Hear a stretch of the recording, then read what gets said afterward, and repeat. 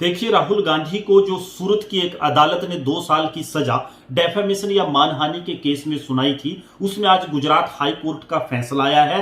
और Gujarat high court के इस फैसले का प्रचार कुछ इस तरीके से किया जा रहा है कि हाई कोर्ट ने राहुल की सजा को बरकरार रखा, उसको राहत देने से मना कर दिया, कोई राहत उसको हाई कोर्ट से नहीं मिली। जबकि वास्तविकता इसके विपरीत है, क्योंकि राहुल गांधी को आप सब जानते हैं 23 मार्च को सूरत की एक अदालत ने 2 साल की सजा एक मानहानि के केस में सुनाई थी, और जिसके बाद 24 मार्च को ही राहुल को डिस्क्वालीफाई घोषित कर दिया गया था, जिसके कारण उनकी जो सदस्यता थी लोकसभा की वो भी चली गई। और इसका परिणाम ये होगा कि अगले जो चुनाव होंगे 2024 के, वो भी राहुल गांधी लड़ नहीं पाएंगे। इस मामले में राहुल गांधी कन्विक्शन स्टे के लिए पहले सेशन कोर्ट गए थे और अब हाई कोर्ट। ये मामला केवल कन्विक्शन स्टे का है कि उनकी जो सजा है उस पर रोक लगाई जाए ताकि वो चुनाव लड़ सके। इसका केवल इतना परिणाम होगा कि राहुल गांधी चुनाव नहीं लड़ पाएंगे 2024 का, अगर ये राहत उनको सुप्रीम कोर्ट से भी नहीं मिलती। जबकि वास्तविकता यह है कि उनकी जो सजा जो उनको हुई थी उस मामले में अभी सेशंस कोर्ट में उनकी अपील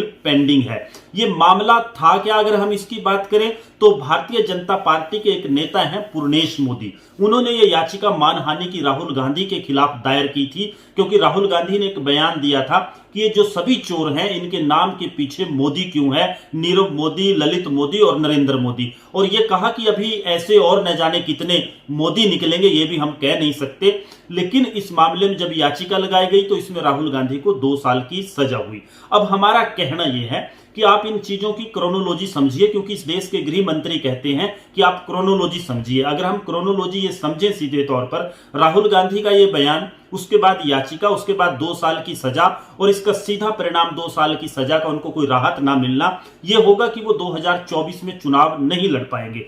राहुल गांधी 2024 में मुख्य भूमिका विपक्ष के एक नेता के तौर पर निभाते हुए नजर आ रहे हैं, शायद वो निभाएं। और क्योंकि विपक्षी नेता जब एक सर्वमान्य चेहरे की पूरे देश में बात आती है तो उसमें अगुवाई करने के लिए कहीं ना कहीं राहुल गांधी अगले हाथ या मुख्य रूप से लीड करते नजर आते। लेकिन अगर ये कन्विक्शन उनका रहता है तो वो 2024 का चुनाव नहीं लड़ पाएंगे, सीधी क्रोनोलॉजी ये है। और अगर राहुल गांधी खुद चुनाव नहीं लड़ पाएंगे तो इससे विपक्ष जो है उनकी एकता को आघात लगेगा, कमजोर होंगे, वो सही मायनों में लड़ नहीं पाएंगे। और सीधा फायदा इसका मिलेगा किसको, जिस पार्टी का मौजूदा समय में भारतीय जनता पार्टी का शासन है, इसका फायदा सीधे तौर पर भारतीय जनता पार्टी को मिलेगा। ये क्रोनोलॉजी हम इसलिए बता रहे हैं कि आप बेहतर समझते हैं। और ये जो सजा उनको हुई है ये कहीं ना कहीं जो अभिव्यक्ति की आजादी इस देश का संविधान देता है उस अधिकार को भी कमजोर करता है।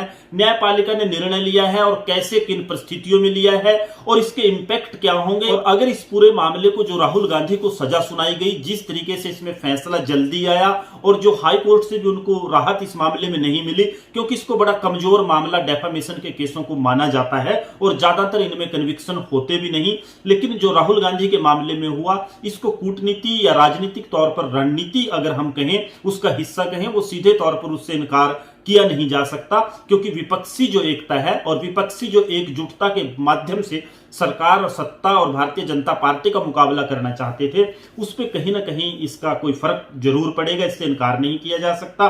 अभी उनके पास सुप्रीम कोर्ट जाने का एक विकल्प खुला है, वहां से फैसला क्या आता है। लेकिन अगर फैसला राहुल गांधी के हक में नहीं आता, इसका केवल इतना परिणाम होगा कि वो 2024 का चुनाव नहीं लड़ पाएंगे, उसके लिए डिस्क्वालीफाई होंगे, और नहीं लड़ेंगे तो विपक्षी एकता को कुछ ना कुछ उसमें आघात लगेगा। आपकी इस पूरे मामले के बारे में राय क्या है? जो हमने रणनीति, कूटनीति और क्रोनोलॉजी की बात की, क्या आपको भी नजर आता है इसमें कि कोई इसमें भूमिका कूटनीति की, रणनीति की और सीधे तौर पर जो क्रोनोलॉजी है उसकी नजर आती है? आप कमेंट के माध्यम से हमें जरूर बताएं।